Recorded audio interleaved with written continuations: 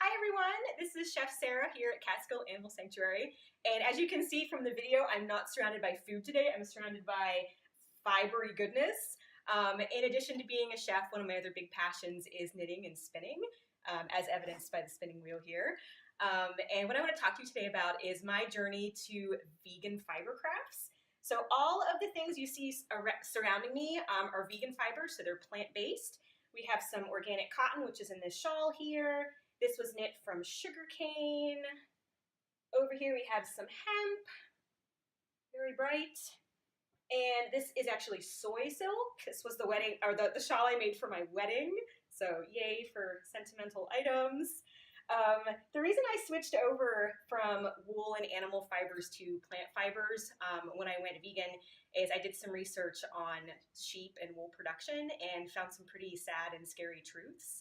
I won't go too deep into them, but one thing I learned was that in the wild before human intervention, sheep would actually grow their own, just as much wool as they needed, and then they would shed that wool. So now that humans have intervened and there's been breeding going on to make sheep fluffier and puffier, we actually do have to shear them, and the sheep really don't like it.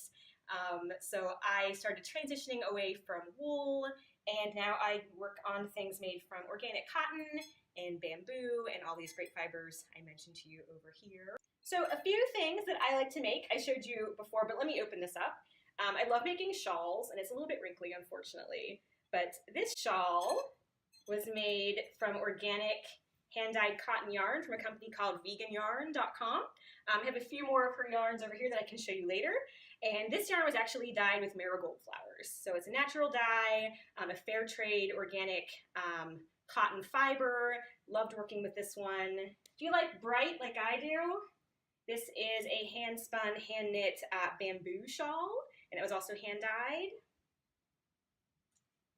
And for more functional items, I also love socks. There's some really great vegan sock yarns out there. And this I actually made with Vegan Yarns sock yarn, which I have a few different colors here. Actually, lots of colors.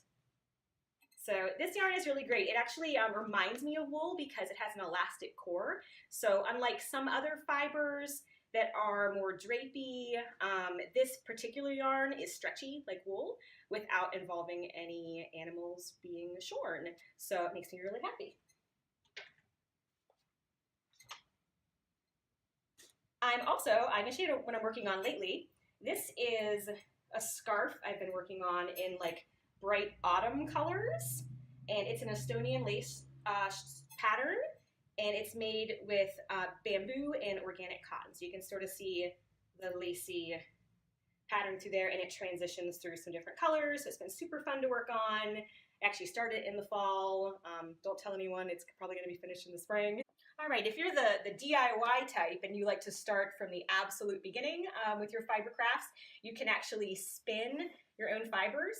You can actually dye the fiber and then spin it, which is what I did with this. This particular fiber, let me show you sort of a close-up. This is, it's actually called sea cell, which is a type of cellulose made from seaweed. And it's another totally vegan plant-based fiber. I love it because it reminds me of silk without any of the cruelty of silk. And I want to show you what it looks like when you spin it. Okay, so this is a spinning wheel, sort of like from fairy tales. And I have some yarn I've already spun up here.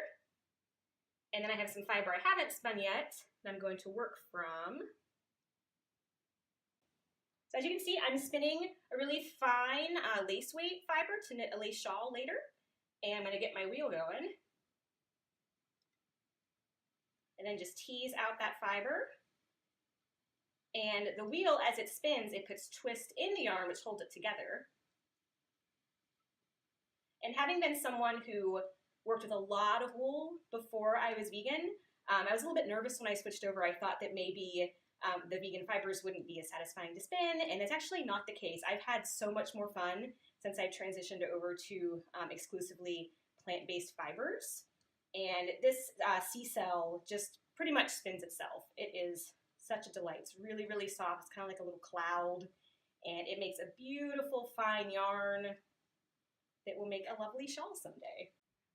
So I have a feeling some of you are probably wondering about the sustainability of some of these plant-based fibers because sea sal and bamboo, even the sugarcane, they are sort of a resource-intensive process to come or to bring about that fiber. If you're concerned, and rightly so, I'm concerned about these things too. You can also always repurpose yarn from old sweaters. I learned about this recently, and it's really fun. So this is actually a cotton blend yarn that I unraveled from an old sweater that I bought at the thrift store. And it was a really ugly sweater, but it makes really pretty yarn. I used my spinning wheel to ply that yarn together to make it a little bit thicker. So as you can see, got about this thickness, and it'll be really nice for making a nice warm hat. That's my plan with this one. I also unraveled another sweater and got a really fine yarn, and this is also cotton. So I feel like if you want to work with fibers and cause the absolute least amount of harm possible, start where the fiber already exists, which is in the sweaters. Learn how to unravel them. It's actually really satisfying to do. And I think you'll get a lot of joy from it like I have.